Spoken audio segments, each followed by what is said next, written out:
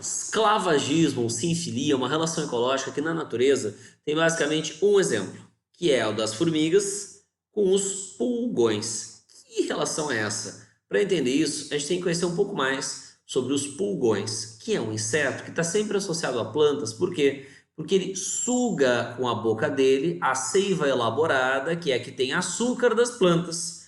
O interessante é que essa seiva entra com uma pressão tão grande nos pulgões que muitas vezes boa parte dela sai pelo ânus do bicho, entendeu? Então atravessa todo o sistema digestivo e já sai uma gotinha de seiva elaborada rica em açúcar da bunda dele, certo? Pulgões podem infestar plantas, certo? São grandes pragas de lavouras ou mesmo de hortas de dentro de casa. Ok. E as formigas, professor, não é anormal quando pulgões infestam uma planta, as formigas ficarem na volta deles. Qual que é o interesse delas? Vamos dar uma olhada nesse vídeo porque ele vai esclarecer. Olha ali, ó, o pulgão agora ele vai fazer cocô e ela comeu o cocô do pulgão, que nada mais é do que seiva elaborada. Então, essa seiva elaborada, pessoal, ela se alimenta dela e é muito útil para a formiga. Então, essa relação ecológica, o que o pulgão dá para as formigas é, claro, alimento.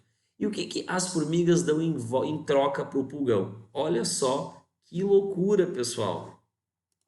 Aqui você vê uma formiga levando o pulgão para o lugar que ela quer e elas agrupando todos os pulgões aqui no alto da planta, como se fosse assim uma fazenda. Nossa, professor, mas os pulgões eles estão privados da sua liberdade porque elas estão colocando eles aonde elas querem, eles não podem sair dali, eles estão presos, eles estão escravizados, por isso que o nome é esclavagismo.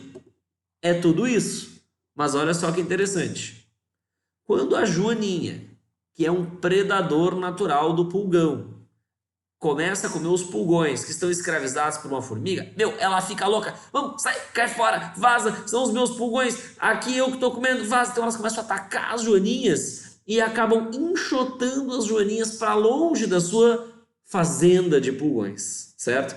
Então os pulgões, claramente, eles são protegidos. E os cientistas viram que pulgões protegidos por formigas sobrevivem e deixam muito mais descendentes do que aqueles que não são protegidos. Então, apesar deles terem a sua liberdade privada, no que se refere a sobreviver e deixar descendentes, ser protegido, ser escravizado pelas formigas, acaba sendo uma vantagem biológica. Nesse sentido, o esclavagismo, apesar do nome, ele não é uma relação mais-menos, ele é uma relação, olha ali, ó, mais, porque ambos os participantes saem beneficiados. Isso se enquadraria mais num mutualismo ou numa proto-cooperação, porque ambas são relações ecológicas entre espécies diferentes, interespecíficas e harmônicas, ou seja, sem prejudicados. Só que o mutualismo, e que beneficiam ambas as partes. Só que o mutualismo, ele é obrigatório. E a proto-cooperação, ela é facultativa. Claramente, para as formigas não é obrigatória. A grande questão é, para os pulgões seria obrigatório? E a resposta é, às vezes sim, às vezes não, porque tem espécies de pulgões, pessoal, que reproduzem muitas vezes mais quando estão protegidos por formigas do que quando não estão. Muitos livros de ensino superior trabalham o esclavagismo como um tipo de mutualismo, certo?